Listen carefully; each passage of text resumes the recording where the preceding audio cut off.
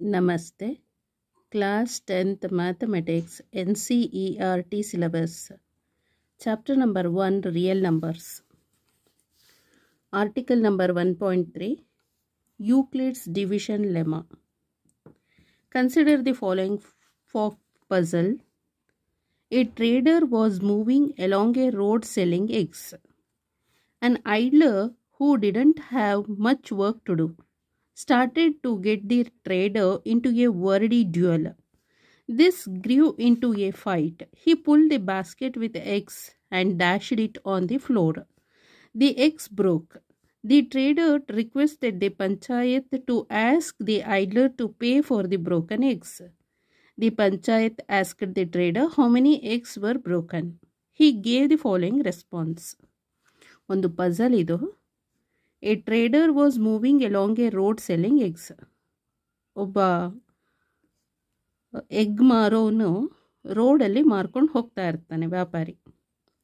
An idler who didn't have much work to do started to get a trader into a wordy ಫ್ಯೂಡ್ಯೂಲ್.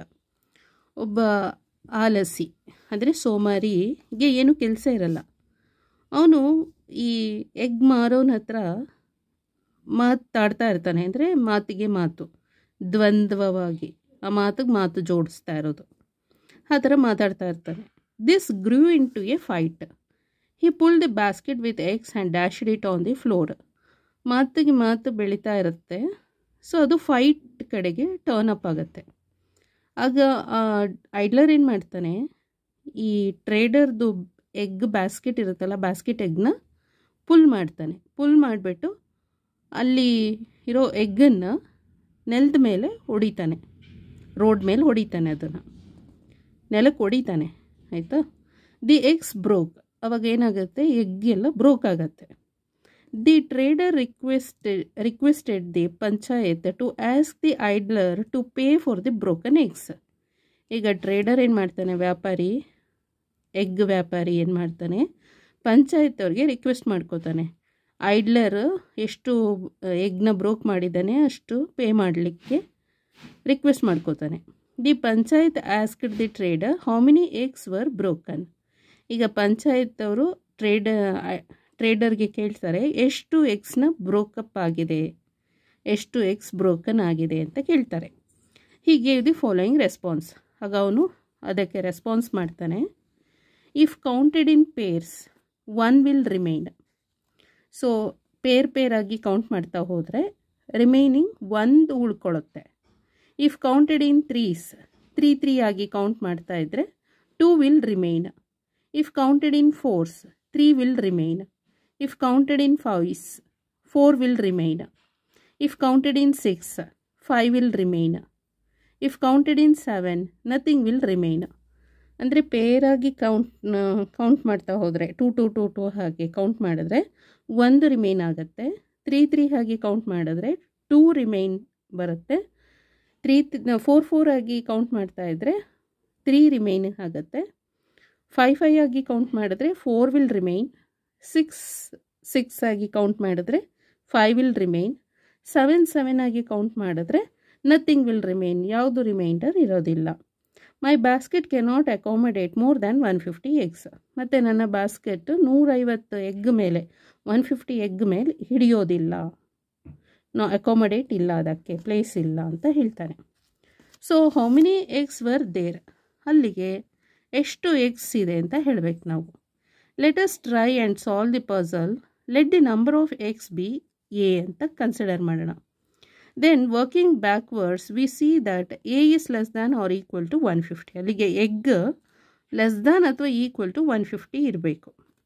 If counted in sevens nothing will remain, which translate to egg number of eggs a equal to 7 into p plus 0 for some natural numbers p. ಯಾವುದೋ ಒಂದು some natural number p ಅಂತ.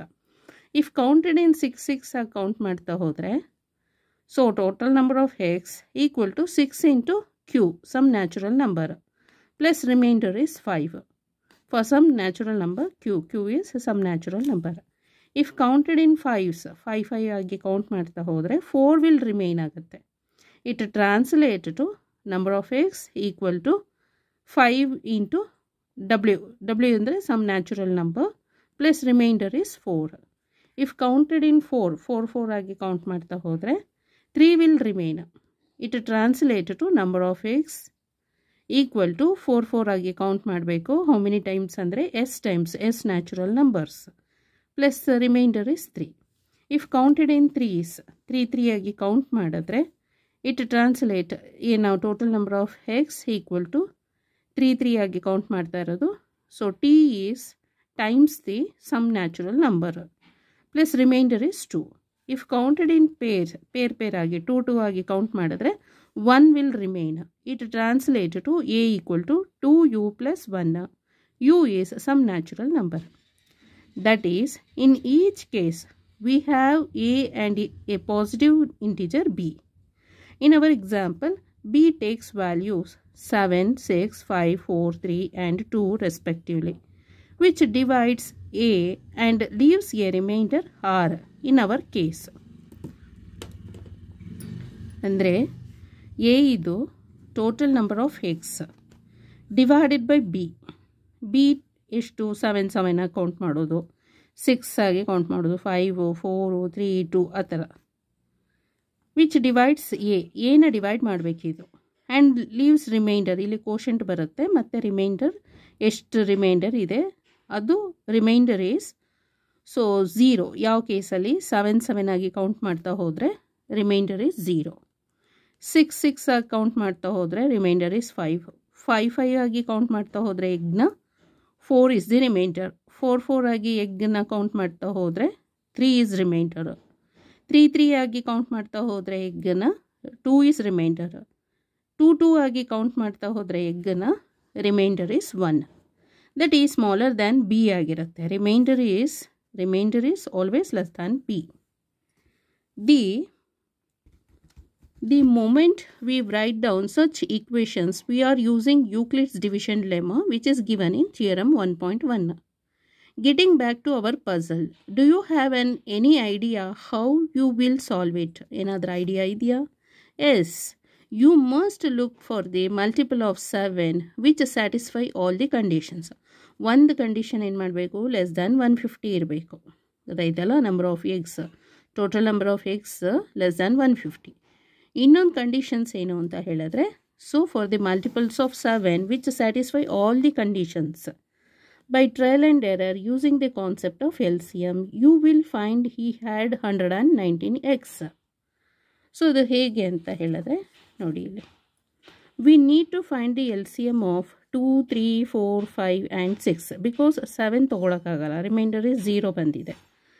So ಪೇರಾಗಿ count ಮಾಡೋದು, ಆಮೇಲೆ 3, 3, 4, 4, 5, 5 and 6 ಆಗಿ count ಮಾಡ್ಕೊಂಡು ಹೋಗೋದು. ಈಗ LCM ತೆಗಿಬೇಕು. LCM 2, 3, 4, 5 ಮತ್ತು 6ಗೆ LCM ತೆಗೆದ್ರೆ 2 1s ಇದು 3 ಹಾಗೆ 2 2s 5 ರಿಮೇ ಹಾಗೆಯೇ 6 2 3s 6. ನೆಕ್ಸ್ಟು 2 1 ಇದು 3ನೇ 5 3 ಹಾಗೆಯೇ. ನೆಕ್ಸ್ಟ್ 3 3 1 1 5 1. ನೆಕ್ಸ್ಟು 5 ಅಂದರೆ 1 1 1 1 1. So 2 into 2 3 into 5.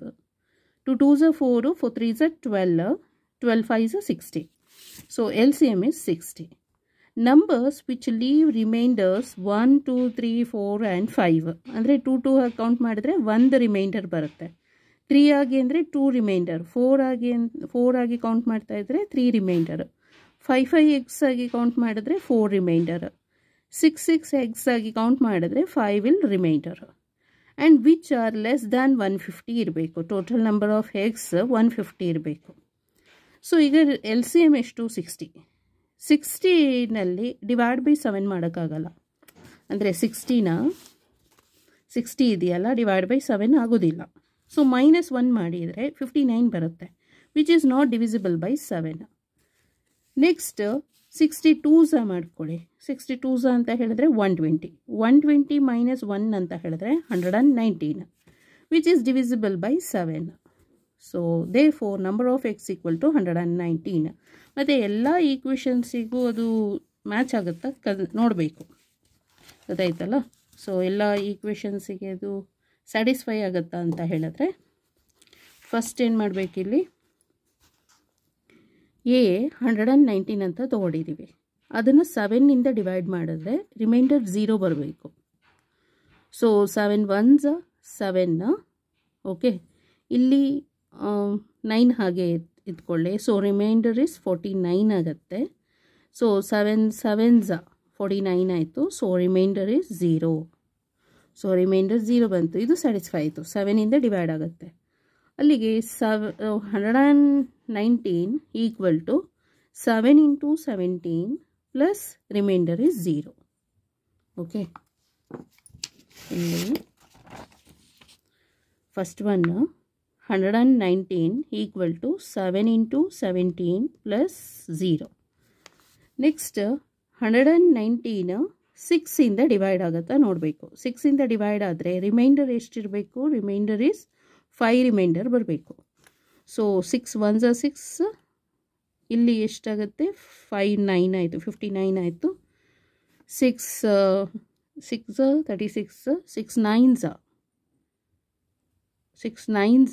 54. So remainder is 5.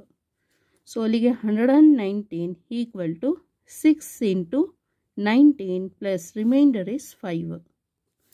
Next 5ಇಂದ ಡಿವೈಡ್ ಆಗುತ್ತಾ ನೋಡಬೇಕು. 5 119. ಸೊ 5ಇಂದ ಡಿವೈಡ್ ಮಾಡಿದರೆ ರಿಮೈಂಡರ್ ಇಸ್ 4 ಬರಬೇಕು. ಅದಾಯ್ತಲ್ಲ. So 5 1s 5, 5 2s 10, 19. So 5 3s 15. So remainder is 4. So 119 equal to 5 into 23 plus remainder is 4 ಇರಬೇಕು. ಸೊ ನೆಕ್ಸ್ಟ್ ಸಿಮಿಲರ್ಲಿ 4ಇಂದ ಡಿವೈಡ್ ಮಾಡಿದರೆ 119, ಸೊ ರಿಮೈಂಡರ್ ಇಸ್ 3 ಇರಬೇಕು. ಸೊ 4 2s 8, 4 3s 12 ಆಗಿಬಿಡುತ್ತೆ. 4 2s 8 39, 4 9s 36. So remainder is 3 equal to 4 into 29 plus remainder is 3. So ಇದು ಕೂಡ satisfy ಆಯಿತು. Next 3ಇಂದ divide ಮಾಡಿದರೆ ಸೊ ರಿಮೈಂಡರ್ ಇಸ್ 2 ಇರಬೇಕು. 3 3s 9, so 29, 3 9s 27. So remainder is 2. So 119 equal to 3 into 39 plus remainder is 2. Next 2 ಇಂದ divide ಮಾಡಬೇಕು. So 119. So reminder ಎಷ್ಟಿರಬೇಕು? 1 remainder ಇರಬೇಕು. So 2 5s 10, 19, 2 9s 18. So remainder is 1 equal to 2 into 59 plus 1 is the remainder. So correct ಆಗುತ್ತೆ. ಎಲ್ಲದಕ್ಕೂ match satisfy ಆಗ್ತಾ ಇದೆ. So ಅಲ್ಲಿಗೆ total number of X 119 ಇದೆ ಅಂತ ಗೊತ್ತಾಯಿತು. Okay, so in order to get a feel for what Euclid's division lemma is, consider the following pairs of integers. 17 ಇದೆಯಲ್ಲ. So ನೋಡಿ 17 ಇದೆ, ಮತ್ತು 6 5 12 24. Like we did in the example, we can write the following relations for each such pair. ಇದಕ್ಕೆ relations ಬೇರೆ ಥರದಲ್ಲಿ. 17 equal to 6 2s 12, 12 plus 5 ಅಂದರೆ 17 ಆಗುತ್ತೆ. 6 goes into 17 twice and leaves a remainder 5. So ಇಲ್ಲಿ 12 ಇದು 5 ಇದೆ ಅಂತ ಇಟ್ಕೊಳ್ಳೋಣ.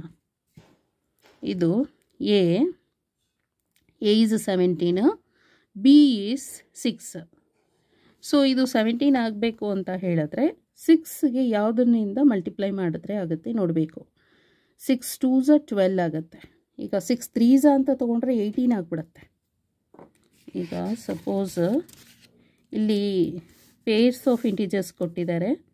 17 ಮತ್ತು 6 ಒಂದು, ಇನ್ನೊಂದು 5 ಮತ್ತು 12, ಇನ್ನೊಂದು 20,4 ಅಂತ.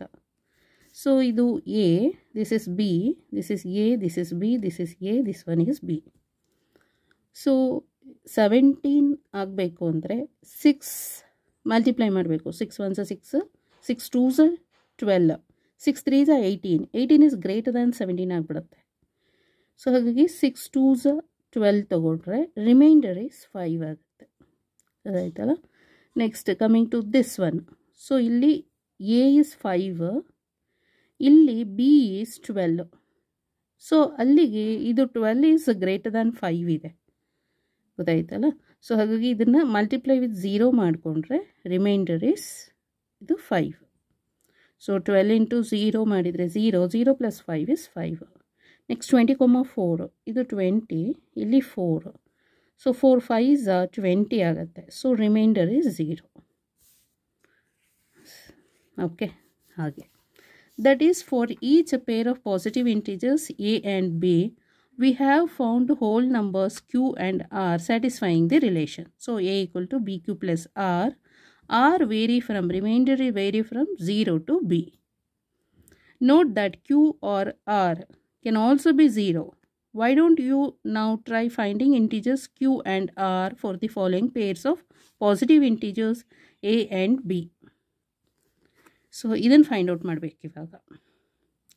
10 3, 4 19, 81 3.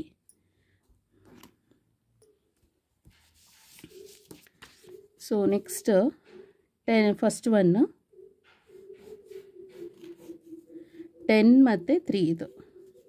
ಇಲ್ಲಿ 10 equal to 3, 3 3s 9 plus 1. So ಅಲ್ಲಿಗೆ quotient equal to 3 and remainder is 1. So ಇಲ್ಲಿ why don't you now try finding integers Q and R for the following pairs of positive integers Q A and B ಅಂತ ಹೇಳಿದ್ದಾರೆ. Q ಮತ್ತು ಆರ್ನ find out ಮಾಡಬೇಕು A and ಬಿನಲ್ಲಿ. Okay, so Q is 3 ಬಂತು, remainder is 1. Next second one 4, 19. Second one 4, 19. So 4 equal to 19 is greater than 4. ಅದಕ್ಕೆ 19 into 0 plus 4 ಮಾಡಬೇಕು. So ಇಲ್ಲಿ quotient equal to 0, remainder is 4. Okay, next 81, 3. Third 81, 3. 81 equal to 3. So 3 2s 6, ಅಂದರೆ 81 divided by 3 ಮಾಡಿದರೆ 3 2s 6, 21 7s 3 7s 21 ಆಗುತ್ತೆ. Okay, so into 27 plus remainder is 0. So quotient is 27 and remainder is 0. Okay, did you notice that Q and R are unique? There are the only integers satisfying the conditions a equal to bq plus r, where r remainder vary from 0 to b. ಅಥವಾ ಹೀಗೂ read ಮಾಡ್ಬೋದು, 0 less than R equal to R less than B. ಯು ಅಂದರೆ 0 ರಿಮೈಂಡರ್ಗಿಂತ less ಇರುತ್ತೆ, less than ಇರ್ಬೋದು ಅಥವಾ equal ಇರ್ಬೋದು. Remainder less than the B ಆಗಿರುತ್ತೆ. You may have also realized that this is nothing but a restatement of the long division process you have been doing all these years, and that the integers q and r are called quotient and remainder respectively. ಈ q ಅಂದರೆ quotient, r ಅಂದರೆ remainder. A formal statement of this result is as follows. So theorem 1.1, Euclid's division lemma. Given positive integers a and b, there exist unique integers q and r satisfying a equal to bq plus r. So 0 less than or equal to r less than b. This result was perhaps known for a long time, but was first recorded in book 7th. Either first recorded in book 7th of Euclid's Elements. Euclid's division algorithm is based on this lemma. An algorithm is a series of well-defined steps which gives a procedure for solving a type of problem. The word algorithm comes from the name of the 19th century Persian mathematician Al-Khwarizmi. In fact, even the word algebra is derived from a book he wrote called Hizb al-Zabar, ಅಂದರೆ ವಾಲ್ ಮುಕಾಬಲ್ಲ. Muhammad Ibrahim Musa al Khwarizmi. A lemma is a proven statement used for proving another statement. Euclid's division algorithm is a technique to compute the highest common factor HCF of two given positive integers. Recall that the HCF of two positive integers a and b is the largest positive integers d that divides both a and b. Let us see how the algorithm works through an example first. Suppose we need to find the HCF of the integers 455 and 42. We start with the larger integer, that is 455. Then we use Euclid's lemma to get. So first ivaga 455 and 42 nalli nodona. 455 equal to 42 anta ಹೇಳಿದ್ರೆ 455 ಇದೆಯಲ್ಲ ಅದನ್ನು 42 ಇಂದ divide ಮಾಡಬೇಕು. So 455 divided by 42. 42 tens 420. ಇನ್ನು reminder is 35. So ಅಲ್ಲಿಗೆ 455 equal to 42 into 10 plus 35 ಆಯ್ತಲ್ಲ. Now consider the divisor 42 and the remainder 35 and apply the division lemma to get. ಈಗ 42 ಮತ್ತು 35ನ ಕನ್ಸಿಡರ್ ಮಾಡಬೇಕು. ಓಕೆ, ಸೊ 42 ಡಿವೈಡೆಡ್ ಬೈ ಅಂದರೆ 42 divided by 35. 35 ones 35. So ಇಲ್ಲಿ remainder is 7 ಆಗುತ್ತೆ. So 42 equal to 35 ones plus 72 ಆಯಿತು. Next 35 and 7 consider ಮಾಡಬೇಕು. So 35 ಇಲ್ಲಿ 7 ಇಲ್ಲಿ. So 7 5s 35, remainder is 0.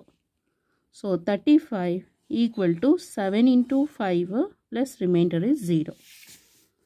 So notice that the remainder has become 0.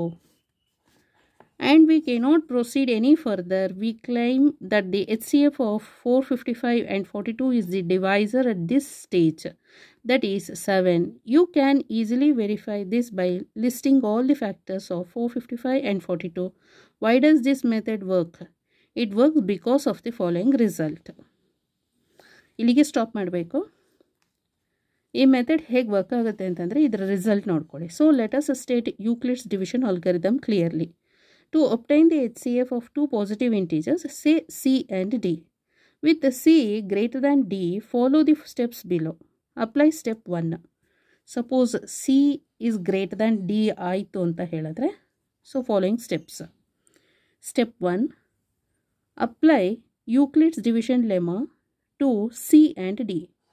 So we find whole numbers Q and R. Q is quotient and R is remainder, such that C equal to D into Q plus R.